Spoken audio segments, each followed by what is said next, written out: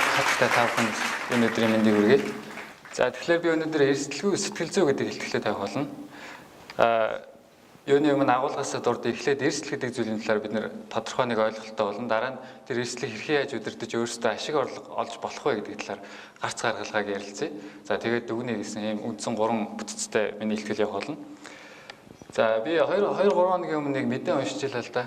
Тэрэн дээр цагдаагийн ерөнхий газраас нэг урьдчилан сэргийл сэрэмжлүүлэг явж исэн. Юу байсан бэ гэхлээр 2017 онд залилан болон хөрөнгө оруулалтын чиглэлээр тийм лоурийн гэмт хэрэгээр Монгол улсад нийт 56.5 тэрбум төгрөгийн хохирол ард иргэд учруулсан байна гэж. Өөрөөр хэлбэл 35 мянган ард иргэд өөрсдийн хөрөнгө оруулъя гэж одоо толгой дотроо сэтгэж өөрсдөөсөө гаргасан тэр мөнгө зүгээр л лоурд болчихсон. Тэгэхээр би өнөөдөр энэ асуудлыг цаашдаа дахиж битгий гараасаа гэж бодсондоо энэ хүү илтгэлээ тавьж гэнэ гэж бодож байна. Эрсдэл гэж юу вэ гэдэг асуултыг нэгдүгээр асууя. За ингэнгүүт хүн бүрийн толгойд тодорхой нэг ойлголт төрнө. Эрсдэл гэдэг чинь ийм зүйл шүү дээ. Ихэнх нь мэдж байгаа. Яагаад гэвэл санхүүгийн удирдлага гэдэг хичээл Монголын дээд боловсролын ихэнх салбарт ордог. Хэдий боловч бид нэрийг эрсдэл гэдэг зүйлээ бүрэн мэдэж чадж байна уу гэж. За тэгэхээр би томьёолъя л да эрсдэл гэдгийг нэгдүгээрт эрсдэл гэдэг маань санхүүгийн суурь ойлголт. Хөрөнгө оруулалт зайлшгүй явдаг. Эрсдэл өгөөж гэдэг. Одоо физикийн протон, электрон, нейтрон гэдэг шиг хязгаарч салдаг үргэлцүүг явдаг ойлголт. За эрсдлийг дараа нь дахиад нэг жишээ авъя. Эрсдэл гэдэг бол бидний найз нөхөддөө зээлүүлсэн 50 мянган төгрөг. Авах ч юм уу үгүй ч юм уу хэн мэдлээ те. Энд чинь бас эрсдэл шүү дээ. Ардаас нь сэтгэл санаа зовно. За 3 дугаарт эрсдэл тэгвэл яг шинжлэх ухааны үүднээс юу юм бэ гэж. Эрсдэл гэдэг бол бидний таамаглалаас зөрөх магадлалыг л хэлээд байгаа. Тэгэхээр илтгэлийнхаа ихэнд эрсдлийг сайн мэддэг нэг домогт амьд домог болсон хөрөнгө оруулагчийн үгээс иш та тий. Хөрөнгө оруулалтын амьд домог болсон Warren Buffett гэдэг хүн юу гэж хэлсэн бэ гэхээр сайн хөрөнгө оруулагчид байх хамгийн чухал чанар бол темперамент буюу зан төлөв. Тэрнээс биш оюуны потенциал биш гэж. Яагаад ингэж хэлсэн юм бэ? Яагаад ингэж хэлсний хариуг нь бид нар одоо миний илтгэлээс хариуг нь сонсох болно. За ер нь бид нэр яагаад сайн хөрөнгө оруулагч байх хэрэгтэй юм бэ? Яагаад ийм тэмцээн явагдаад байгаа юм бэ гэж. Яагаад бид нэр хөрөнгө оруулагч гэдэг энэ талаар сонирхож үзэх хэрэгтэй юм бэ? Яагаад гэвэл Маслоугийн хэрэгцээний шатлалын онолоор хүн бүрт анхдагч хэрэгцээ гэж үүдэг. Анхдагч хэрэгцээг нь өөрөө материалын хэрэгцээ. Өмсөд зүүн идэж ууна ядаж бид нэр эхлээд бодиттойгоор оршин байх хэрэгтэй.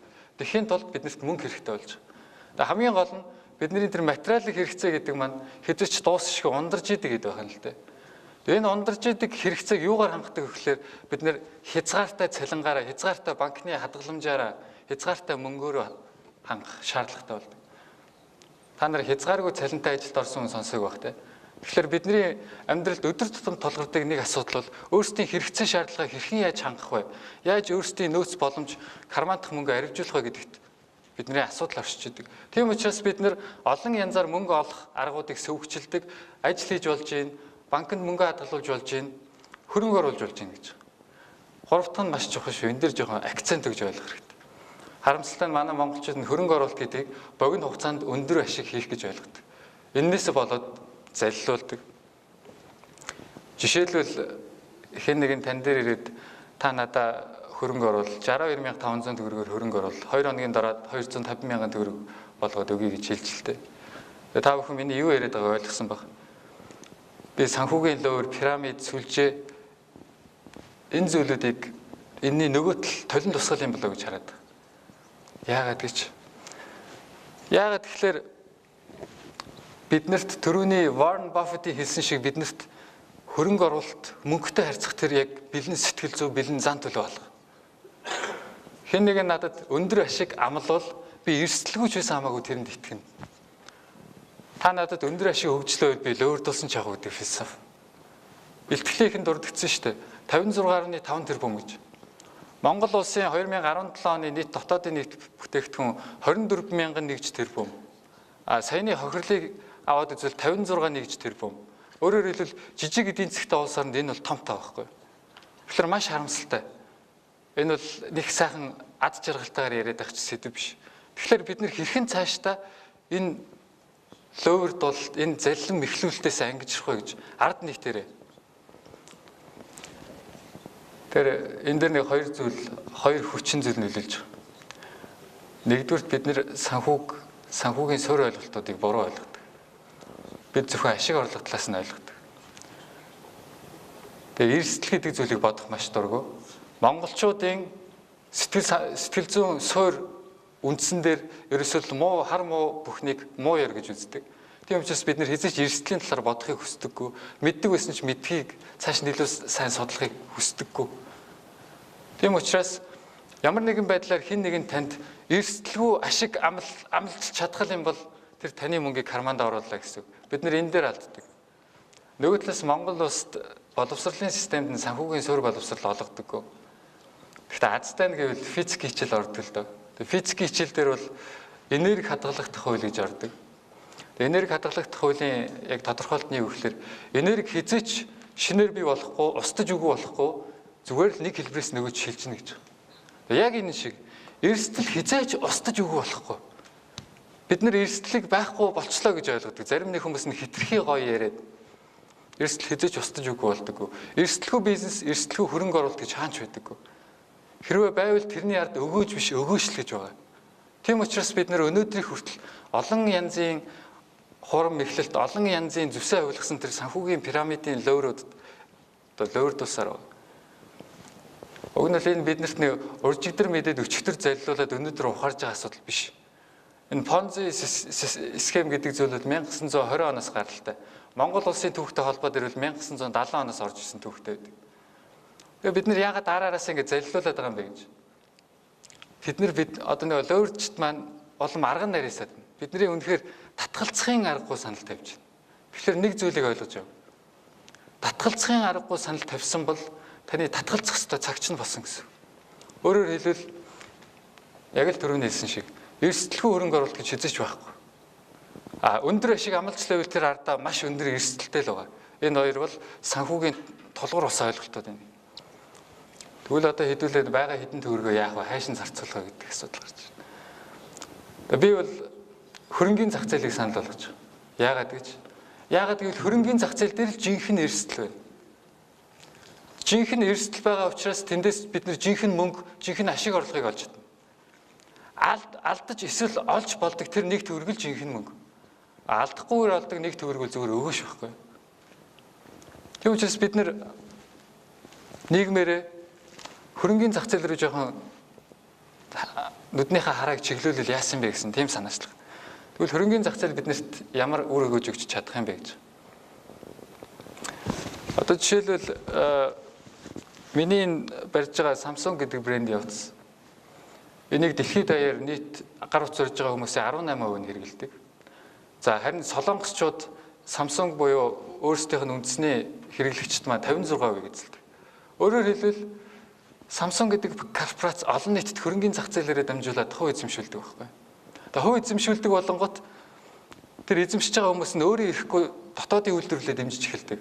Эндээс юу хэлэх гээд байна вэ гэхээр хөрөнгийн зах зээлээр дамжиж таны авсан хувьцаа чинь дотоодын үйлдвэрлэлийг дэмжинэ.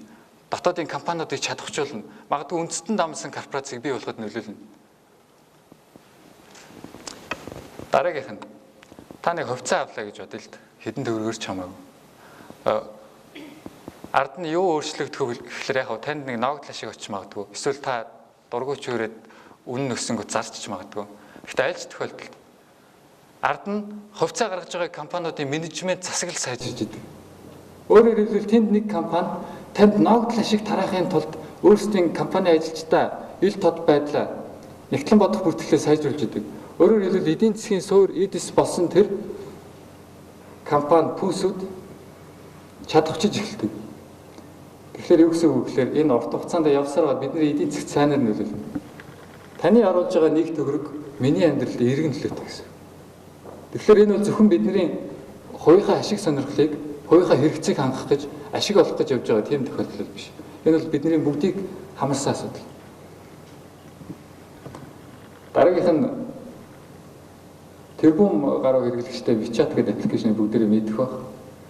Энэ аппликейшнийг одоо зохиосон Tencent Holding гэдэг хятадын компани 2016 онд ажилчин бүрдээ 18 жилийнхаа ойг тэмдэглэхдээ ажилтан бүрдээ 300 ширхэг компанийн хувьцааг бэлгэлсэн байна л да. Нийт дүнгээр $7700 үн цэнтэй. Тэгэхээр энэ дээр юу хэлэх гээд байна вэ гэхээр хувьцаа гэдэг бол талбай хажууд байдаг хөрөнгийн биржлээр зарагддаг тусдааны хөрөнгө оруулагч гэдэг нэг зангиатай нөхдүүд яваад байдаг тийм зүйл биш. Хувьцаа гэдэг бол бидний амьдрал илүү ойр. Бид биендээ бэлгэлж болно. Гэдэг тийм мөрөөдөд байгаа. 20 жилийн дараа гэхэд за магадгүй 2 жилийн дараа байсан ч яд. Цагаан сараар миний гар дээр Чингисийн зурагтай 50000 төгрөг биш. Монголын хөрөнгийн биржийн баталгаатай 50000 ширхэг хувьцааны эрхэм бичиг байгаасаа гэж үзэж байна. Хувьцаа гэдэг бол бидний амьдралд маш ойрхон зүйл шүү. За тэгээд ингээд ярихлаар ерөөдөө ихтлээ базаад хилэнгөт хүмүүс дотроо боддог л доо. Хөрөнгийн зах зээл гэдэг чинь бас дутагдaltaй шүү дээ гэж. Би үгүйсэхгүй. Хөрөнгийн зах зээл дутагдaltaй. Гэхдээ төдийгөөс өдийг хүртэл 1991 оноос өнөөдөр 2018 он хүртэл 27 дахь жилдээ явж байна. Харин энэ хугацаанд хөрөнгийн зах зээлийн хөгжил маань удаан явсан уу гэхээс биш хэзээ ч ухарч алхаж байгаагүй. Тийм учраас алдаагаа засаад урагшилсаар л байгаа. Хөрөнгийн зах зээл биднэрт том боломжийг нээж өгөхөөр ажилласаар л байгаа. Гол нь энийг хэдүүлээ яаж хамтдаа хөгжүүлэх вэ гэж миний бодлоор оролцоо номер 1. Хөрөнгийн зах зээл дээр эргэлдэж байгаа нийт хөрөнгө 50 тэрбум байхаас 100 тэрбум болгол хөрөнгийн зах зээлийн хөгжил төө өснө. Хөрөнгийн зах зээлд оролцож байгаа тоглогчдын тоо 50,000-аас 100,000 болж өсвөл хөрөнгийн зах зээлийн хөгжил алт дийлэн өснө. Алт дийлэн. Таныг л ойлгох хэрэгтэй. Тийм учраас хөрөнгийн зах зээлийг шүүмжлэхгүйгээр хөрөнгийн зах зээлд хөгжилт нь хувь нэмэр оруулмаар байвал шүүмжлэхээс өөртөө брокерийн компанид очиод нэг данс нээлгэж. Тэндээс манай Монгол улсын хөрөнгийн зах зээлийн хөгжил эхэлнэ. Та яг одоо энийг ойлгосон бол түрүүний татгалзахын аргагүй саналаас татгалзаж авч үлдсэн өөрийн хөдөлмөрлж олсон мөнгөө аваад хөрөнгийн зах зээл рүү мөрөө гаргаарай гэж хүсэж байна. Анхаарлаа хандуулсанд баярлалаа.